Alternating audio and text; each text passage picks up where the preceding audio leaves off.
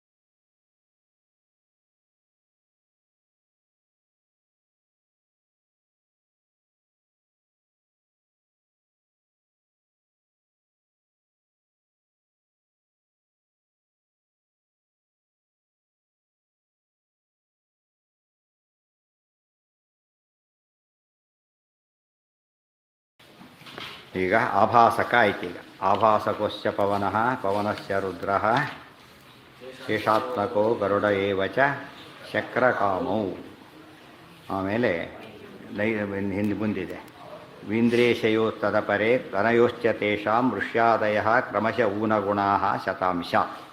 ಒಟ್ಟಿನ ಮೇಲೆ 100ರಿಂದ 100 ಗುಣದ ಕಡಿಮೆ ಇದ್ದವರು ಪ್ರತಿಬಿಂಬ ಅನ್ನಿಸ್ತಾರೆ, ಮೇಲಿದ್ದವರು ಬಿಂಬ ಅನ್ನಿಸ್ತಾರೆ ಅಂತ ಸಾಮಾನ್ಯವಾಗಿ ಹೇಳಿದೆ. ಅದು ವಿವರಣೆ ಕೊಡ್ತಾರೆ. ಆಮೇಲೆ ಇಲ್ಲಿ ಪ್ರತಿಬಿಂಬ ಶಬ್ದಕ್ಕೆ ವಿಶೇಷ ಅರ್ಥ ಏನು ಅಂತ ಕೇಳಿದರೆ, ಪ್ರತಿಬಿಂಬನ ಸಾಮಾನ್ಯ ಏನು ತಿಳ್ಕೊಂಡ್ಬಿಡ್ತೇವೆ, ಒಂದು ಕನ್ನಡಿ ಈ ಕಡೆ ಇರೋದು ಬಿಂಬ, ಆ ಕಡೆ ಕಾಣೋ ಪ್ರತಿಬಿಂಬ, ಹೀಗೆ ಅರ್ಥ ಮಾಡ್ಕೋತೇವೆ. ಅಷ್ಟೇ ಅಲ್ಲ, ಮುಖ್ಯವಾದ ಅದೇನದ್ರ ಮೆಸೇಜ್ ಅಂದರೆ, ಪ್ರತಿಬಿಂಬ ಯಾವಾಗಲೂ ಬಿಂಬದ ಮೇಲೆ ಡಿಪೆಂಡ್ ಆಗಿರುತ್ತೆ ಮತ್ತು ರಿಸೆಂಬಲ್ ಆಗುತ್ತೆ ಎರಡು. ಇವತ್ತು ಕುದುರೆ ಇದೆ, ಆ ಕತ್ತೆಯನ್ನು ತೋರಿಸಿ ಪ್ರತಿಬಿಂಬ ಅಂತ ಹೇಳೋಕ್ಕೆ ಬರೋದಿಲ್ಲ. ಹೇಗಿರಬೇಕದು? ಈ ಗವಯ ಅಂತ ಕರೀತಾರೆ. ಗೋ ಅಂದ್ರೇನು, ಗವಯ ಅಂದ್ರೇನು, ಕಾಡು ಹಸು. ಅಷ್ಟೇ, ಗವ ಅಂದರೆ ಕಾಡು ಹಸು. ಸೊ ಎರಡರ ಮಧ್ಯೆ ಏನಿದೆ, ಹಸುತ್ವ ಮತ್ತು ಎರಡು ಕಾಮನ್ ಇದೆ. ಆ ಥರ ಇರಬೇಕೆ ಹೊರತು ಯಾರ್ದೋ ಫೋಟೋ ಅಂತ ತೋರಿಸ್ತಾರೆ ಕೊನೆ ಪಕ್ಷ. ಅವನ ಫೋಟೋಗೆ ಏನಿರಬೇಕು ಕೊನೆ ಪಕ್ಷ? ಸಾಮಾನ್ಯ ಫೋಟೋ ಅಂದರೆ ಹಾಗೇ ಇರಬೇಕು. ವಾಸ್ತವ ಅವ್ನ ಚಿತ್ರ ಬರೆದಾಗ ಹೇಗಿರಬೇಕು ಅದು? ಇವ್ರು ಯಾರ ಚಿತ್ರ ಅಂತ ಅವನೇ ಕೇಳ್ಕೊಬಾರ್ದು, ಆ ರೀತಿ ಇರಬಾರ್ದು. ನೋಡಿದಾಗ ರಿಸೆಂಬೆನ್ಸ್ ಇರಬೇಕಲ್ಲ. ಅದಕ್ಕೆ ಪ್ರತಿಬಿಂಬದಲ್ಲಿ ಫಸ್ಟ್ ಬೇಕಾದು ಸಾದೃಶ್ಯ. ಪೂರ್ತಿ ಸಾದೃಶ್ಯ ಇರೋದಿಲ್ಲ. ಪೂರ್ತಿ ಸಾದೃಶ್ಯ ಇದ್ರೆ ಏನಾಗುತ್ತೆ, ಅದು ಸಾಮ್ಯ ಅಭೇದ ಬಂದುಬಿಡುತ್ತೆ. ಅದು ಬರೀ ಕಿಂಚಿತ್ ಸಾದೃಶ್ಯ. ಉದಾಹರಣೆಗೆ ಈ ಸಿಂಹದ ಫೋಟೋ ತೆಗಿತೀರಿ.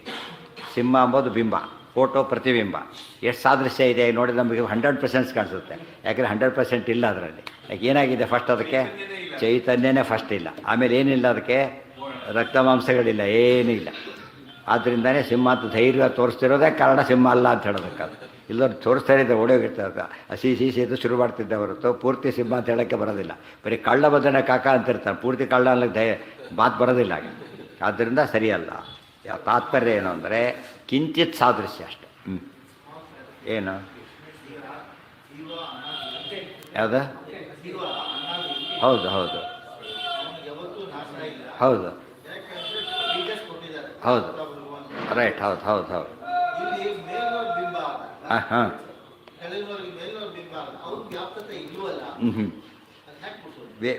ಬರುತ್ತೆ. ಯೋಚನೆ ಮಾಡಬೇಡಿ, ಅಲ್ಲಿ ಉತ್ತರ ಕೊಡ್ತಾರೆ. ಫಸ್ಟ್ ನಮಗೆ ಬೇಕಾದ ಯಾವೀಗ ಬಿಂಬ ಪರಮಾತ್ಮ, ಪ್ರತಿಬಿಂಬ ನಾವು. First stage. ಸೆಕೆಂಡ್ ಸ್ಟೇಜ್ ಏನೀಗ? ಸೋತ್ತಮರೆಲ್ಲ ಬಿಂಬ. ಸೋತ್ತಮರೆಲ್ಲ ಕೂಡ ಏನು ಆ್ಯಕ್ಚುಲಿ ಅವರು ನಿತ್ಯನೇ. ಸೋತ್ತಮರು ನಿತ್ಯ ತಾನೆ. ಅವರು ಕೂಡ ಎಲ್ಲ ಜೀವರು ನಿತ್ಯ ಅಂತ ಹೇಳಿದಾಗ ಸೋತ್ತಮರು ಕೂಡ ನಿತ್ಯರಾದ್ರಲ್ಲ. ಪ್ರಾಬ್ಲಮ್ ಬರಲೇ ಇದೆ. ಈಗ ವ್ಯಾಪ್ತತೆ ಬೇಕಿಲ್ಲ. ವ್ಯಾಪ್ತತೆ ಹಾಗಿದ್ದರೆ ಜೀವ ಇದ್ದಾನೆ, ಜೀವ ವ್ಯಾಪ್ತ ಅಲ್ಲ, ಅಣು. ಪರಮಾತ್ಮ ಏನೋ ವ್ಯಾಪ್ತ, ಅಲ್ಲಿ ವ್ಯಾಪ್ತಿ ಇಲ್ಲ. ಬಟ್ ಅದಕ್ಕೆ ಕಿಂಚಿತ್ ಸಾದೃಶ್ಯ ಅಂತ ಕರೆದಿತ್ತು. ವ್ಯಾಪ್ತಿ ಇಲ್ಲ, ಏನಿಲ್ಲ. ಸೂರ್ಯ ಇದ್ದಾನೆ, ಮೆಣಸು ಬೇರ್ತಿ ಇದೆ. ತುಂಬ ಏನು ಹಗಲಿದ್ದಾಗಿದ್ದಾರೆ, ಹಗಲಿದ್ದಾಗಿಲ್ಲ. ಅದು ಆ್ಯಕ್ಚುಲಿ ಎಕ್ಸೈರೇಟ್ ಮಾಡ್ತೀವಿ ಹೇಳ್ತೀವಿ ಅಷ್ಟೇ ಹೊರತು ಹಗಲಿದ್ದಾಗಿಲ್ಲ ಅದು. ಈಗ 100 ಬಲ್ಪ್ ಹಾಕಿದ್ದಾನೆ, ಸೂರ್ಯ ಇರೋದು ಒಂದೇ. ಮತ್ತು ಒಬ್ಬ ಸೂರ್ಯನಿಗಿರೋ ಬೆಳಕು 100 ಬೆಳಕುಗಳು ಇಲ್ಲ. ಇದು ಆದರೂ ಕರಿಬೇಕಾದಂತ ಅವನು ಬರೀತಾನ. ಅವನು ವಿಜಯನಗರವನ್ನು ನೋಡಿದಾಗ ಟ್ರಾವೆಲಾಗಿ ಬರಿಬೇಕಾದ್ರೆ ಹೇಳ್ತಾನೆ ಅವನು, ಇಲ್ಲಿ ನಿಂತ್ಕೊಂಡು ನಾವು ನೋಡಿಬಿಟ್ರೆ ವಿಜಯನಗರದಲ್ಲಿ ಹಗಲು ರಾತ್ರಿ ಯಾವುದು ಗೊತ್ತಾಗೋದಿಲ್ಲ ಅಂತ ಹೇಳ್ತಾನೆ. ಅರ್ಥ ಏನದಕ್ಕೆ? ಅಷ್ಟು ಬೆಳಕಿನ ವ್ಯವಸ್ಥೆ ಇದೆ ರಾತ್ರಿ ಹೊತ್ತಿನಲ್ಲಿ. ಅಂದರೆ ಆಗಿನ ಕಾಲಕ್ಕೆ 500 ವರ್ಷಗಳ ಹಿಂದೆ. ಇವತ್ತು ನಮಗೆ ಕ್ಲಿಯರಾಗಿ ಇಷ್ಟೆಲ್ಲ ಎಲೆಕ್ಟ್ರಿಸಿಟಿ ಬಂದರೂ ಕೂಡ ಹಗಲು ರಾತ್ರಿ ಗೊತ್ತಾಗುತ್ತೆ ನಮಗೆ. ಮನೆ ಮಟ್ಟಿಗೆ ಹೇಳ್ಬೋದು, ಹೊರಗಡೆ ಹೋದರೆ ಏನು ಮಾಡಿದರೂ ಹಗಲು ವಾತಾವರಣ ತರಲಿಕ್ಕೆ ಬರೋದಿಲ್ಲ. ಅಷ್ಟು ಅಂಥ ಒಂದು ವ್ಯವಸ್ಥೆ, ಬೆಳಕಿನ ವ್ಯವಸ್ಥೆ ಇದೆ ಅಂತ ವರ್ಣನೆ ಮಾಡ್ತಾನೆ. ಅಷ್ಟು ವರ್ಷಗಳ ಹಿಂದೆ ಕರೆಂಟಿನ ಹೆಸರು ಕೂಡ ಇಲ್ಲದಿದ್ದ ಕಾಲಕ್ಕೆ ಅಷ್ಟು ಬೆಳಕು ಬರೋ ವ್ಯವಸ್ಥೆ ಮಾಡಿದ್ದ ಅಂತ ಹೊರಡ್ಬೇಕಾದ್ರೆ ಹೇಳ್ತಾನೆ. ಅದೇನದು ಕಿಂಚಿಸ್ತ ಇಷ್ಟೆಲ್ಲ ಮಾಡಿದರೆ ಏನದು ರಾತ್ರಿ ಹಗಲಾಗಲು ಸಾಧ್ಯ ಇಲ್ಲ. ಏನಾಗಿರೋದೆ ಅದು ಕಿಂಚಿತ್ ಸಾದೃಶ್ಯನೇ. ಎಷ್ಟೇ ನೀವು ಒತ್ತು ಕೊಟ್ಟರು ಕೂಡ ಏನಲ್ಲ ಹೇಳಿದ ಅದೇ ಸಾರು ಒತ್ತು ಹೇಳಿಬೇಕಾರೆ. 20 ವರ್ಷದ ಮನೆಗೆ ಬಂದಿದ್ದೆ, ಸಾರು ಮಾಡಿ ಹಾಕಿದ್ರಿ, ಭಾರಿ ಚೆನ್ನಾಗಿತ್ತು, ಅದೇ ಮಾಡಿದ್ದೇನೆ ಇವತ್ತು ಕೂಡ ಅಂತ ಹೇಳ್ತಾರೆ. ಅವ್ರು ಓಡೋಗ್ಬಿಡ್ತಾರೆ, ಇರೋದಿಲ್ಲ ಅದೇ ಮಾಡಿದ್ದೀನಿ ಅಂದರೆ ಓಡೋಗ್ಬಿಡ್ತಾರೆ ಅಷ್ಟೇ. ಬಟ್ ಅವ್ರಿಗೆ ಗೊತ್ತು ಏನಂತ, ಆ ಪದಾರ್ಥ ಇದು ಊರು ಎಲ್ಲ ಬದಲಾಗಿಬಿಟ್ಟಿದೆ. ಇಷ್ಟಾದರೂ ಕೂಡ ಏನಿದೆ, ರುಚಿಯಲ್ಲಿ ಒಂದು ರೀತಿಯ ಸಾದೃಶ್ಯ ಅಷ್ಟೇ. ಕಿಂಚಿತ್ ಸಾದೃಶ್ಯ ಅಂತ ಅದಕ್ಕೆ ಕರೆಯೋದು. ಕಿಂಚಿತ್ ಸಾದೃಶ್ಯ ಇದ್ದಾಗ ಮಾತ್ರ ವ್ಯವಹಾರ ಬರ. ಇನ್ನೊಂದೇನು, ಸಾದೃಶ್ಯ ಕಿಂಚಿತ್, ಡಿಪೆಂಡೆನ್ಸು 100%. ಇದು ಬಿಂಬ ಪ್ರತಿಬಿಂಬ ಸಾರಸ್ಯ ಅಂತ. ಆಚಾರ ಸಿದ್ಧಾಂತ ನಾವು ಈ ರೀತಿ ನೋಡಿದ್ರೆ ಆ ರೀತಿ ನೋಡಬೇಕಾಗಿ. ಜೀವ ಪರಮಾತ್ಮರಿಗೆ ಏನಪ್ಪ, ಈಗ ವ್ಯಾಪ್ತತ್ವ ಬಿಟ್ಬಿಟ್ರಿ, ಈಗ ಚೈತನ್ಯ ಮಾತ್ರ ತಗೋಬೇಕು. ದೇವರು ಚೈತನ, ಜೀವ ಕೂಡ ಚೇತನ, ಇಷ್ಟೇ. ಈ ಸಾಮ್ಯ ತೊಗೋಬೇಕೇ ಹೊರತು ವ್ಯಾಪ್ತತ್ವ ಸಾಮ್ಯ ತೊಗೊಳ್ಬಾರ್ದು. ಅರ್ಥ ಆಯ್ತಾ? ಅಲ್ಲೂ ಕೂಡ ಸಿಂಹದಲ್ಲಿ ಇನ್ನೂ ತಗೊಳ್ಳಿ, ಇಷ್ಟು ತೋರಿಸ್ತಾನೆ ಸಿಂಹ ಅಂತೇಳಿ. ಸಿಂಹ ಇಷ್ಟಿರುತ್ತೆ, ಅದು ಎಷ್ಟು ಆನೆ, ಸಿಂಹ ಇಷ್ಟು ಆನೆ ತೋರಿಸ್ತಾನೆ, ಇಷ್ಟೇ ಇಷ್ಟು ಆನೆ ಅಷ್ಟು ದೊಡ್ಡದಿರುತ್ತೆ. ಹೋಗಿ ಪ್ಲೇನ್ ತೋರಿಸ್ತಾನೆ, ಅದು ಇಲ್ಲಿ ತೋರಿಸ್ತಾನೆ ಬೇರೆ, ಪ್ಲೇನ್ನ ಸಂಬಂಧನೇ ಇಲ್ಲ. ಬಟ್ ಏನಂತೀನೋ ಅದನ್ನು ವಿಮಾನ ಹೇಳ್ಕೊಂಡು, ನೋಡು ಇದು ವಿಮಾನ ಹೇಳು, 20 ಸರ್ತಿ ವಿಮಾನ ವಿಮಾನ ಅದು ಬೇರೆ ಹೇಳ್ತಾನೆ. ಮತ್ತೆ ಅವನು ವಿಮಾನ ವಿಮಾನ ಈ ಗುಡ್ ಅಂತ ಹೇಳ್ತಾರೆ. ಮತ್ತೆ ಗುಡ್ಡ ಅದು ವಿಮಾನ ಅಲ್ಲ, ನಿಜವಾಗ್ಲೂ ಇದು ವಿಮಾನ ಅಲ್ಲ ಅಂತ ಹೇಳಿ ದೊಡ್ಡ ಹುಡುಗ ತಿಳಿಸಿ ಆಗ ದೊಡ್ಡವರಾದಮೇಲೆ ಅಪ್ಪ ವಿಮಾನ ಬೇಕಂತ ಸ್ಕೂಟ್ರ್ ಕೊಡೋದು, ಚಿತ್ರ ಕೊಡಿ ಬಿಸಾಕ್ತಾರೆ ಅದನ್ನು. ಮೊದಲು ಒಪ್ಕೊಂಡಿರ್ತಾರೆ, ಆಮೇಲೆ ಒಪ್ಪೋದಿಲ್ಲ. ಯಾತಕ್ಕೆ? ಸ್ಕೂಟ್ರ್ ಚಿತ್ರ, ಇದು ಸ್ಕೂಟ್ರ್ ಅಲ್ಲ ಅಂತ ಹೇಳ್ತಾರೆ. ಅರ್ಥ ಆಯ್ತಾ? ಅಷ್ಟು ಜ್ಞಾನ ಬಂದಿದೆ ಆಗ. ದೇರ್ ಫೋರ್ ಕಿಂಚಿತ್ ಸಾದೃಶ್ಯ ಇದೆ, ಪೂರ್ಣ ಅವಲಂಬನೆ ಇದೆ. ಇದು ನಿಜವಾದ ಅರ್ಥದಲ್ಲಿ ಬಿಂಬ ಪ್ರತಿಬಿಂಬ. ಇನ್ಯಾವ ಏನು ಕೊಟ್ಟರು ಕೂಡ ಈ ಆಚಾರ ಸಿದ್ಧಾಂತ ಏನೇನು ಪ್ರಶ್ನೆ ಕೇಳೋದಕ್ಕೆ ಹೋಗ್ತಾರೆ ಜನ, ಆ ಜನಗಳಿಗೆ ಏನು ಗೊತ್ತಿಲ್ಲ ಅಂದರೆ ಈ ಬಿಂಬ ಕಾನ್ಸೆಪ್ಟ್ ಅರ್ಥ ಆಗಿಲ್ಲ ಅವ್ರಿಗೆ. ಈ ಕಾನ್ಸೆಪ್ಟ್ ಅರ್ಥ ಆದರೆ ಮಾತ್ರ ನಮ್ಮ ಪ್ರಾಬ್ಲಮ್ ಸಾಲ್ವ್ ಆಗೋದು. ಅರ್ಥ ಆಯ್ತಾ? ನಮಗೇನು ಪೂರ್ತಿ ಡಿಪೆಂಡೆನ್ಸ್ ನಮ್ಗೆ ಅರ್ಥನೇ ಆಗೋದಿಲ್ಲ. ಅದು ಹೇಗೆ ಸಾಧ್ಯ ಪೂರ್ತಿ ಡಿಪೆಂಡೆನ್ಸ್? ಅದು ಸಾಧ್ಯ ಇಲ್ಲ ಅನಿಸುತ್ತೆ. ಬಟ್ ಪ್ರತಿಬಿಂಬದಲ್ಲಿ ಏನಾಗಿದೆ ಆ್ಯಕ್ಚುಲಿ ಪೂರ್ಣ ಡಿಪೆಂಡೆನ್ಸ್ ಇದೆ. ಏನು ಮಾಡಿದ್ರು ಚೇಂಜ್ ಮಾಡ್ಲಿಕ್ಕೆ ಬರೋದಿಲ್ಲ. ಆಗ ಒಪ್ಕೊಂಡಾಗಾಯ್ತು, ಒಪ್ಕೋಬೇಕಾಗ. ಬಟ್ ಅಲ್ಲಿ ಏನಾಗಿದೆ ಆ ಸಮಯದಲ್ಲಿ ನಮಗೆ ಯಾವುದೇ ದೃಷ್ಟಾಂತ ಕೂಡ ಏನಲ್ಲ, ಪೂರ್ಣ ಸಾಮ್ಯ ಇಲ್ಲ. ಸುಮ್ಮನೆ ಅರ್ಥ ಮಾಡ್ಕೊಳ್ಳೋಕೆ ಒಂದು ಅವಕಾಶ ಸಿಕ್ತು ಅಷ್ಟೇ. ಅದು ಕನ್ವರ್ಟ್ ಮಾಡಿ ಚೇತನ ಕನ್ವರ್ಟ್, ಅದು ಜಡ ಪದಾರ್ಥ ಆಯಿತು. ಯಾವುದು ಚಿಮ್ಮಾಂಬ ಚೇತನ, ಇದು ಜಡ. ಇದು ಮೇನ್ ಡಿಫರೆನ್ಸ್ ಇದೆ. ಆದರೆ ಜೀವ ಜಡ ಅಲ್ಲ, ಅದು ಇಂಪಾರ್ಟೆಂಟ್. ಅದು ಮತ್ತು ಸಿಂಹದ ಚಿತ್ರಕ್ಕೆ ಸ್ವಂತಿಕೆ ಎಂಬುದಿಲ್ಲ. ಚಿತ್ರವಾಗಿ ಸಂಚಿಕ್ಕಿದೆ ಹೊರತು ಅದು ಬೊಗಳೋದು ಕಚ್ಚೋದು ಏನು ಮಾಡೋಕ್ಕೂ ಬರೋದಿಲ್ಲ ಅದಕ್ಕೆ. ಜೀವ ಹಾಗಲ್ಲ, ನಾನು ಮಾತಾಡ್ತೇನೆ ಕೇಳ್ತೇನೆ, ಈ ಥರ ಅನುಭವ ಇದೆ, ಈ ಥರ ವೇರಿಯೇಷನ್ಸ್ ಎಲ್ಲ ಇದೆ. ಬಟ್ ಇಷ್ಟಾದರೂ ಕೂಡ ಅದೆಲ್ಲ ಕೂಡ ಏನಾಗಿದೆ, ತೇನ ವಿನಾ ತೃಣಭಪಿ ನಚರ, ದೇವರನ್ನು ಅವಲಂಬಿಸಿದೆ. ಇದು ಸರಿಯಾಗಿ ತಿಳ್ಕೊಂಡ್ಬಿಟ್ರೆ ಬಿಂಬ ಪ್ರತಿಬಿಂಬ ಭಾವದ ಅರ್ಥ ಆಗುತ್ತೆ. ಅದು ತಕ್ಷಣ ನಿಲ್ಲಿಸಬಾರ್ದು, ಮತ್ತೆ ಮತ್ತೆ ಯೋಚನೆ ಮಾಡ್ತಾ ಹೋಗ್ಬೇಕು. ಹಾಗೇನೆ ಎಷ್ಟು ಯೋಚನೆ ಅದೆಲ್ಲ ಇದೆ, ಎಲ್ಲ ಬರುತ್ತೆ. ಎಷ್ಟು ಹೇಳಿದ್ರು ಕೂಡ ಅದೇನಿದು ಸಾದೃಶ್ಯ ಕಿಂಚಿತ್ತೆ. ಒಟ್ಟು ದೇವರಿತ ಅನಂತ ಗುಣ ಇರೋ ಪರಮಾತ್ಮೆಯಲ್ಲಿ ಚೈತನ್ಯ ಆದ 4 ಗುಣ ಇರೋ ಜೀವ ಇಲ್ಲಿ ಅದ್ಮೇಲೆ ಅದು ಕಿಂಚಿತ್ತೇ ಆಗಿತ್ತು ಎಷ್ಟು ಹೇಳಿದ್ರು ಕೂಡ. ಆದರೆ ಒಂದು ಚೇತನತ್ವ ಅಂದ್ರೆ ಒಪ್ಪಲೇಬೇಕಲ್ಲ, ಅದ್ರ ಬಗ್ಗೆ ಮಾತಿಲ್ಲ. ಕಿಂಚಿತ್ತು ಅನಿತ್ಯತ್ವ ಇಲ್ಲ, ಜೀವ ನಿತ್ಯನೇ. ಅನಿತ್ಯ ಎಲ್ಲ ಆಗ್ತದೆ, ಜೀವ ನಿತ್ಯ. ಆದ್ದರಿಂದ ಅದನ್ನೇ ಅದು ಪೂರ್ತಿ ನಿತ್ಯತ್ವ ಪೂರ್ತಿ ತೊಗೋಬೇಕು. ಆದರೆ ಸ್ವತಂತ್ರ ನಿತ್ಯತ್ವ ಇಲ್ಲ, ಬಿಟ್ಬಿಡ್ಬೇಕಾದ್ರೆ ಪರತಂತ್ರ ನಿತ್ಯತ್ವ ತೊಗೋಬೇಕು, ಇಷ್ಟೇ. ಹಾಂ ಇಲ್ಲಿಲ್ಲ, ಉಳಿದವ್ರಿಗೂ ಇದೆ. ಅಲ್ಲಿ ವ್ಯತ್ಯಾಸ ಇದೆ. ಬಿಂಬ ಪ್ರತಿಬಿಂಬ ಭಾವದಲ್ಲಿ ಪರಮಾತ್ಮ ಏನು ಮಾಡಿಸ್ತಾನೆ, ಇಲ್ಲಿ ಸಾದೃಶ್ಯ ಅನ್ನೋದು 2 ವಿಧ. ಉದಾಹರಣೆಗೆ ಟೆಂಪಲ್ ತಗೊಳ್ಳಿಗ ಹಾಲಿದೆ, ಫಾಲಿಡಾಲ್ ಇದೆ, ಆಮೇಲೆ ಇಲ್ಲಿ ಇದು ನಿಜವಾದ ಒಂದು ಅಮೃತ ಇದೆ ಅಂತ ತಿಳ್ಕೊಂಬೋಣ. 3 ಇದೆ, ಅಮೃತ ಇದೆ, ಹಾಲಿದೆ, ಇದಿದೆ. 3ರಲ್ಲಿ ಒಂದು ಸಾಮ್ಯ ಇದೆ. ಏನದು? ವಸ್ತು ಪದಾರ್ಥತ್ವ 3ರಲ್ಲೂ ಇದೆ, ಜಡತ್ವ 3ರಲ್ಲೂ ಇದೆ. ಜಡತ್ವ ಇದೆ, ಪದಾರ್ಥತ್ವ ಇದೆ, 3 ಇದೆ. ಆದರೆ ವಿಷದಲ್ಲಿ ಕೊಲ್ಲೋ ಗುಣ ಇದೆ, ಅಮೃತದಲ್ಲಿ ಬದುಸೋ ಗುಣ ಇದೆ, ಆಪೋಸಿಟ್ ಇದೆ. ಅಂದರೆ ಕೆಲವು ಎಂಥ ಗುಣ ಇದೆ ಅಂದರೆ ಸಿಮಿಲಾರಿಟಿ ಇರೋ ಗುಣವೂ ಇದೆ, ಟೋಟಲಿ ಡಿಸ್ಸಿಮಿಲರ್ ಇದೆ, ಆಪೋಸಿಟ್ ಇದೆ. ಮತ್ತು ಇದು ವೈಟ್ ಇದೆ, ಕಪ್ಪಿದೆ, ಗೊತ್ತಾಯ್ತಾ? ಇಂಥ ವ್ಯತ್ಯಾಸಗಳ ಮಧ್ಯೆ ಕೂಡ ಇವತ್ತು ಇನ್ನು ತಮೋಯೋಗ್ಯರಿಗೂ ಕೂಡ ಅಸ್ತಿತ್ವ ಅಂತಿದೆ, ಚೇತನ ಅಂತಿದೆ. ದೇವರಿಗೂ ಚೇತನ ಇದೆ, ಅಸ್ತಿತ್ವ ಇದೆ, ಅಂಥ ಸಾಮ್ಯ ಇದೆ. ಅಂಥ ಬಿಂಬ ಪ್ರತಿಬಿಂಬ ಅಷ್ಟು ಆ ಮಟ್ಟಿಗೆ ಮಾತ್ರ ಏನಿದೆ ಬಿಂಬ ಪ್ರತಿಬಿಂಬ ಭಾವ ಇದೆ. ಜೀವರಲ್ಲಿ ಜ್ಞಾನಾದಿಗಳಿದೆ ಕಿಂಚಿತ್, ಅದು ತಮೋಯೋಗ್ಯರಲಿಲ್ಲ. ಗೊತ್ತಾಯ್ತಾ? ಸೊ ರಿಸೆಂಬಲ್ಸ್ ಮೋರ್ ಅಂತೀವಲ್ಲ ಹಾಗೆ. ಪ್ರತಿಬಿಂಬ ಹತ್ತತ್ರ ಆಗೋದಿದೆಯಲ್ಲ, ಅದು ವೆರಿ ಇಂಪಾರ್ಟೆಂಟ್. ಹತ್ತತ್ರ ಬರ್ತಾ ಹೋಗೋದು. ಹತ್ತತ್ರ ಬರೋದು ಯಾವಾಗ ಅಂತ ಕೇಳಿದರೆ, ನಾವು ಸಾತ್ವಿಕನಲ್ಲಿರೋ ಬಿಂಬ ಪ್ರತಿಬಿಂಬ ಭಾವಕ್ಕೂ ತಾಮಸ ಜೀವಿಗೂ ದೇವರ ಬಿಂಬ ಪ್ರತಿಬಿಂಬ ವ್ಯತ್ಯಾಸ ಇದೆ. ಇಲ್ಲೇ ಇಲ್ಲ ಅಂತ ಹೇಳಬಾರ್ದು. ಏನಿದೆ? ಡಿಫರೆನ್ಸ್ ಇದೆ. ಇಲ್ಲಿ ಹಾಗೆ ಉಪಾಸ್ಯತ್ವ ರೂಪ ಇದೆ, ಅದು ಉಪಾಸನೆ ಮಾಡೋದಿಲ್ಲ, ಆದ್ದರಿಂದ ಅದೆಲ್ಲ ಇಲ್ಲ. ಅದು ಅಷ್ಟು ಅರ್ಥ ತಿಳ್ಕೊಂಡ್ರೆ ಇದೆಲ್ಲ ಅರ್ಥ ಆಗೋದು. ಆಭಾಸಕಾತ್ವಥ ರಮಾಸ್ಯ ಮರುತ್ಸ್ವರೂಪಾತ್ ಶ್ರೇಷ್ಠೋಪ್ಯಜಾತ್ ತದನುಗೀಹಿ ಶಿವತೋ ವರಿಷ್ಠ ತಸ್ಯಾ ಉಮಾ ವಿಪತಿನಿ ಚ ಗಿರಸ್ತಯೋಸ್ತು ಶಚ್ಯಾದಿಕಾ ಕ್ರಮಶ ಏವ ಯಥಾ ಪುಮಾಂಸಃ. ಈಗ ಪುರುಷ ಜೀವರಲ್ಲಿ ಹೇಳಿಬಿಟ್ರು.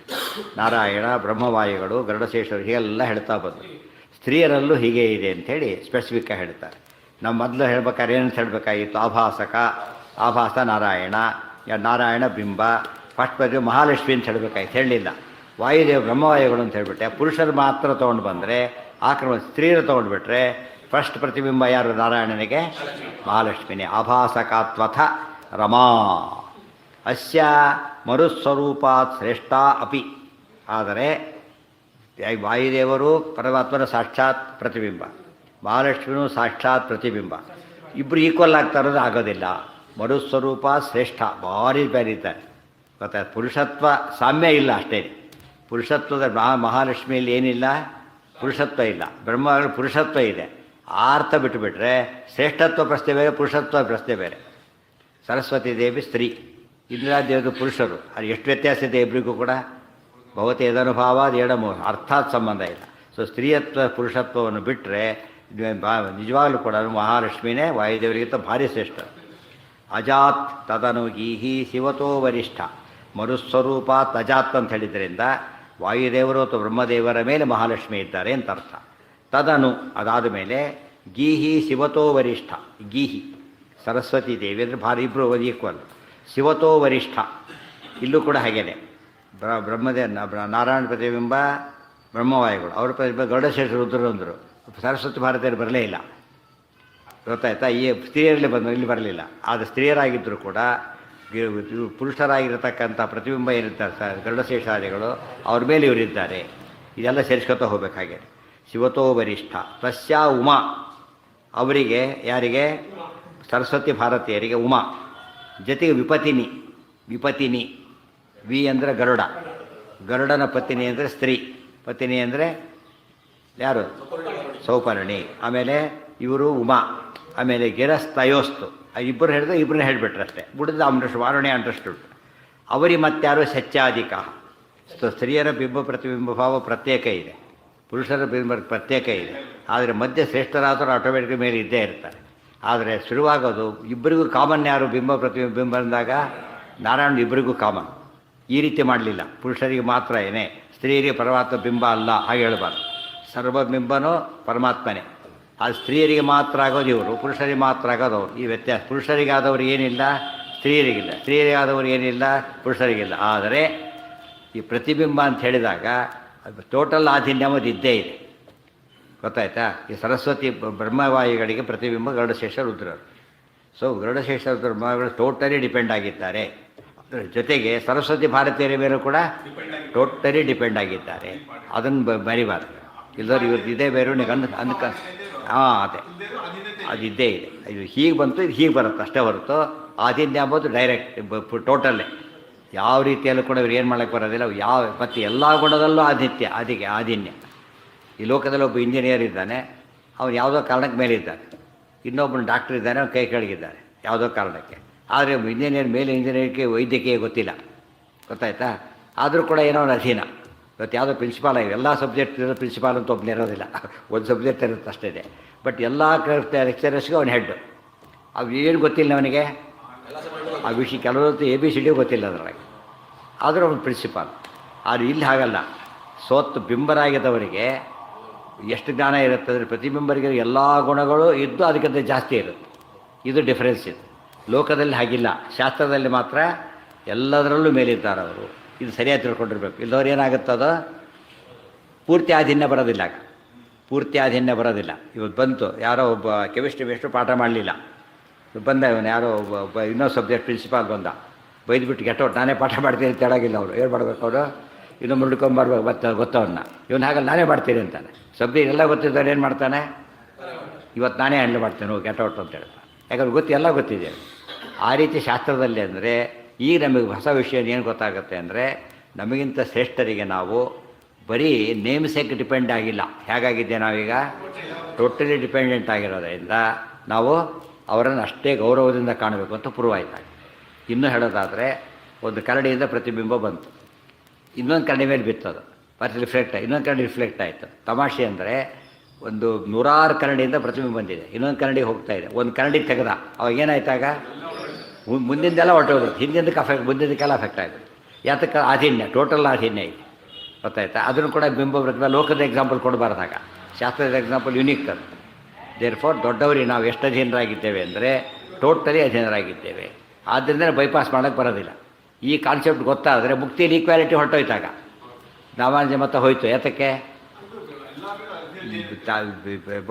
ಯಾವೊಬ್ಬ ಜೀವ ಇದ್ದಾನೆ, ಇಂದ್ರ ಪದವಿ ಯೋಗ್ಯ ಜೀವ ಇದ್ದಾನೆ, ಆತ ಏನು ಮಾಡಿದ್ರು ಏನಾಗಲಿಕ್ಕೆ ಸಾಧ್ಯ ಇಲ್ಲ, ಗರುಡ ಪದವಿ ಭೇಟ್ ಮಾಡೋಕ್ಕೆ ಸಾಧ್ಯ ಇಲ್ಲ. ಇನ್ನೇನು ಇನ್ನು ಮೇಲಿರ್ತಕ್ಕಂತಹ ಬ್ರಹ್ಮಗಳಿಗೆ ಸಾಧ್ಯ ಇಲ್ಲ.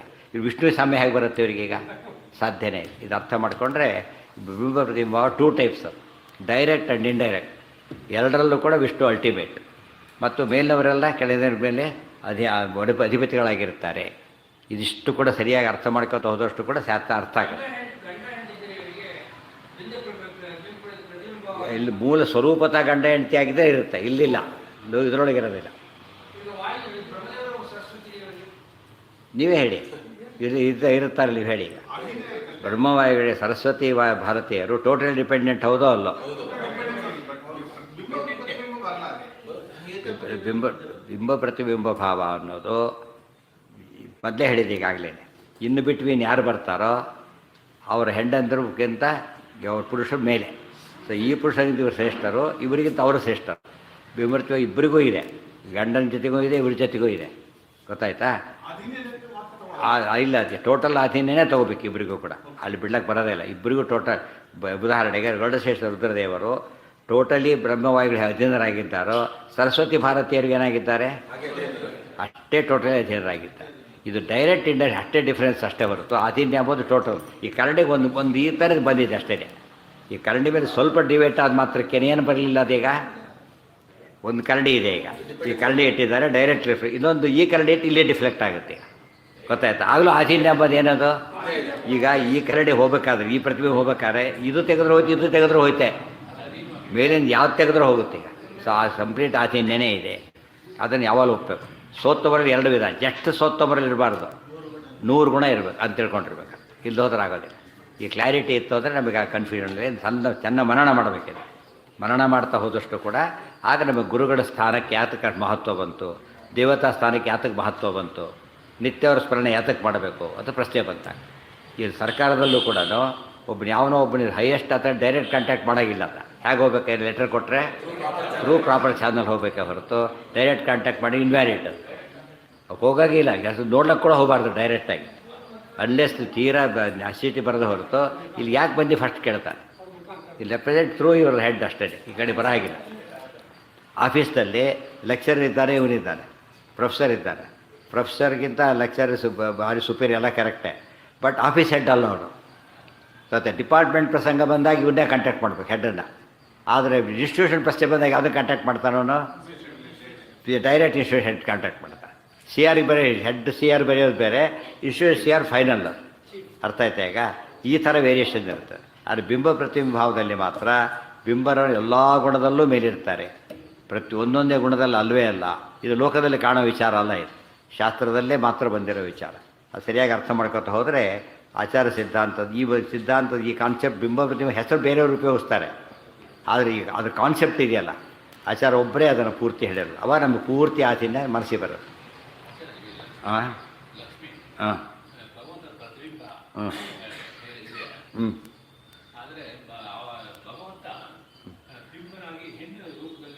ಹೌದು. ಹೆಣ್ಣು ಪರಮಾತ್ಮ ಎಲ್ಲ ರೂಪ ಇದೆಯಲ್ಲ, ಐತರೇದಿಯಲ್ಲಿ ಬಂತಲ್ಲ, ಯಾವ ರೂಪ ಇಲ್ಲ ಪರಮಾತ್ಮನಿಗೆ. ಅಷ್ಟೇ. ಆದ್ದರಿಂದ ಎಲ್ಲ ಬಿಂಬ ಎಲ್ಲ ಬಂದೋಯ್ತು, ಸಮಸ್ಯೆನೇ ಇಲ್ಲ. ಆದ್ದರಿಂದನೇ ಕೂಡ್ತೇಗ ಪರಮಾತ್ಮ ಸ್ತ್ರೀಯರಿಗೆ ಪ್ರತಿಬಿಂಬ ಎಲ್ಲ ಕಾರಣ ಸ್ತ್ರೀ ರೂಪನೂ ಇರೋದರಿಂದ. ಪುರುಷರಿಗೆ ಪುರುಷ ಮಹಾಲಕ್ಷ್ಮಿ ಪುರುಷ ರೂಪ ಇಲ್ಲ, ಗೊತ್ತಾಯ್ತಾ? ಅದೇ ರೀತಿ ಇವರಿಗೆ ಸ್ತ್ರೀ ರೂಪ ಇಲ್ಲ, ಪುರುಷರಿಗೆ ಸ್ತ್ರೀ ರೂಪ ಇಲ್ಲ, ಎರಡು ರೂಪ ಎಲ್ಲ ಇಬ್ಬರಿಗೂ ಇಲ್ಲ. ಆದರೆ ಪರಮಾತ್ಮನಿಗೆ ಮಾತ್ರ ಏನಿದೆ, ಎರಡು ರೂಪನೂ ಇದೆ. ಅದು ಭಾರಿ ವಿಶೇಷ. ಅಲ್ಲಿಗೆ ನಾಳೆ ದಿವಸ ಕಂಟಿನ್ಯೂ ಮಾಡಿ. ನಾಳೆ ಪಾಠ ಇರೋದ್ರೆ ನಾಡಿದ್ದು. ಸರ್ವೇಂದ್ರಿಯ ಪ್ರೇರಕೇಣ ಶ್ರೀಪ್ರಾಣಪತಿನೇರಿತ ಯದವೋಚಮಹಂ ತೇನ ಪ್ರೀಯತಾಂ ಕಮಲಾಲಯ. ಸರಸ್ವತಿ ಭಾರತೀಯರು ಗೀ ಗೀ ಅಂದರೆ ವಾಗ್ವಾಣಿ ಭಾರತಿ ಗೀಹಿ ಅಮರಕೋಶನೇ. ಗೀ ಅಂದರೆ ಹೊರ ರಜ್ಜು ಅಂದರೆ ಹಗ್ಗ.